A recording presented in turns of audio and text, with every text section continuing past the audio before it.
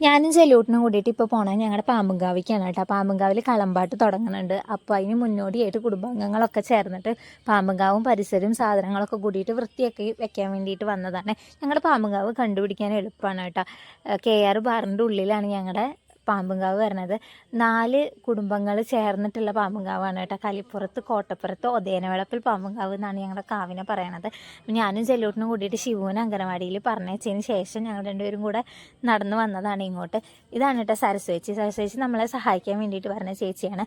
അപ്പോൾ ആൾ പാത്രങ്ങളും കാര്യങ്ങളൊക്കെ കഴുകി വെക്കുന്നുണ്ട്. ചെറിയമ്മമാരൊക്കെ കൂടിയിട്ട് ഓരോ ഭാഗത്ത് ഓരോ കാര്യങ്ങൾ വൃത്തിയാക്കിക്കൊണ്ടിരിക്കുകയാണ്. ഇത്രയും പാത്രം ഞങ്ങൾ കഴുകി തീർന്നപ്പോൾ തന്നെ സമയം ഇത്രയായിട്ടുണ്ടായിരുന്നു കേട്ടോ. ചെല്ലൂട്ടിന് ഇവിടെ വന്നപ്പോൾ ഭയങ്കര ഒരു ആകാംക്ഷയായിരുന്നു.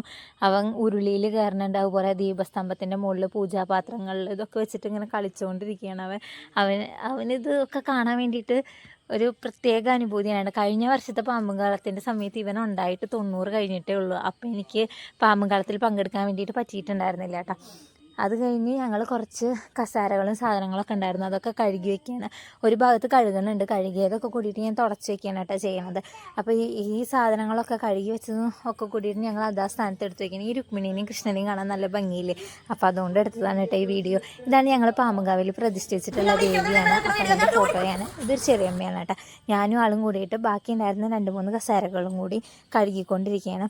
പിന്നെ അവിടെയും കൂടി അടിച്ചു വാരിയിട്ടിട്ട് ഞങ്ങൾ വീട്ടിലേക്ക് തന്നെ പോരാൻ വേണ്ടിയിട്ട് നിൽക്കുകയാണ്. ഇപ്പോഴേക്കും സമയം ഏകദേശം 3:45-4 മണിയൊക്കെ കഴിഞ്ഞിട്ടുണ്ട്. അപ്പോൾ ഈ ഒരു മരക്കഷ്ണം ഉണ്ടല്ലോ, അത് ഞങ്ങളുടെ വീടിൻ്റെ അവിടെയൊക്കെ നായാടി എന്നാണ് പറയുന്നത്. അതിലൊരാൾക്ക് കിട്ടിയതാണ് കേട്ടോ. അപ്പോൾ ആളിത് പാമ്പിൻ്റെ പോലെ ഉള്ളത് കൊണ്ട് ഇവിടെ കൊണ്ടുവന്ന് സമർപ്പിച്ചാണ്. അപ്പോൾ ഇന്നത്തെ വീഡിയോ ഇത്രയേ ഉള്ളൂ. ലൈക്ക് ചെയ്യാനും ഷെയർ ചെയ്യാനും സബ്സ്ക്രൈബ് ചെയ്യാനും